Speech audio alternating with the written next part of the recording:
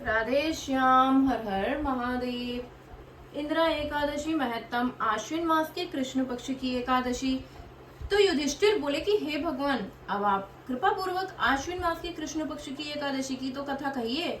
इस एकादशी का नाम क्या है तथा इस एकादशी के व्रत से कौन से फल मिलते हैं, यह सब समझाकर कहिए। इस पर श्री कृष्ण भगवान बोले कि हे राजन, आश्विन मास के कृष्ण पक्ष की एकादशी का नाम इंदिरा है।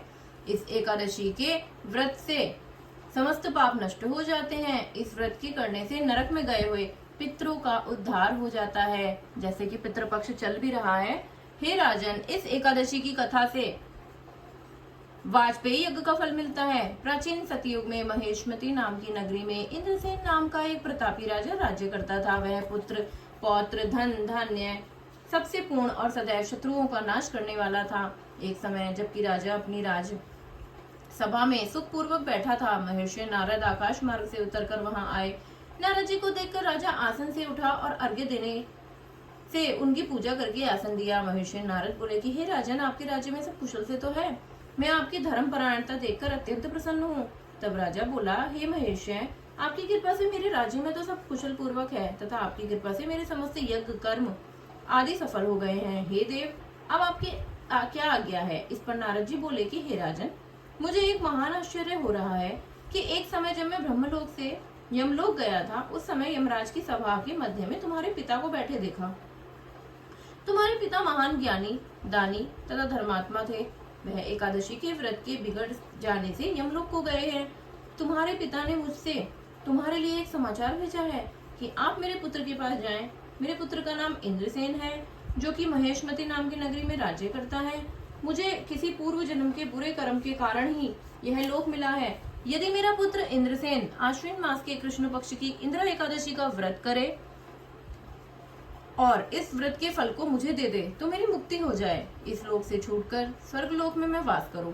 जब राजा ने महर्षि नारद जी से पिता के ऐसे दुखपूर्ण वाक्यों को सुना तो उसे महान दुख हुआ और इंदिरा एकादशी के व्रत की विधि पूछने लगा कि हे नारद जी, अब आप मुझे उस एकादशी के व्रत की विधि तो बताइए। इस पर नारद जी बोले कि हे राजन, आश्विन मास की कृष्ण पक्ष की दशमी के दिन प्रातः काल श्रद्धा सहित स्नान करना चाहिए।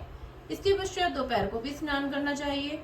उस समय जल से निकलकर श्रद्धा पूर्वक पितरों का श्राद्ध करें और उस दिन एक समय भोजन करें और रात्रि को पृथ्वी पर शयन करें।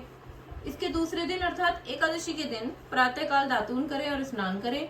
उसके पश्चात भक्ति पूर्वक व्रत को धारण करें और कहना चाहिए कि मैं आज निराहार रहूंगा और समस्त भोगों को त्याग दूंगा। इसके पश्चात कल भोजन करूंगा। हे भगवान, आप मेरी रक्षा करने वाले हैं, आप मेरे व्रत को संपूर्ण कराइए। इस प्रकार आचरण करके दोपहर को शालिग्राम जी की मूर्ति को स्थापित करें और उत्तम ब्राह्मण को बुलाकर भोजन कराएं और दक्षिणा दें।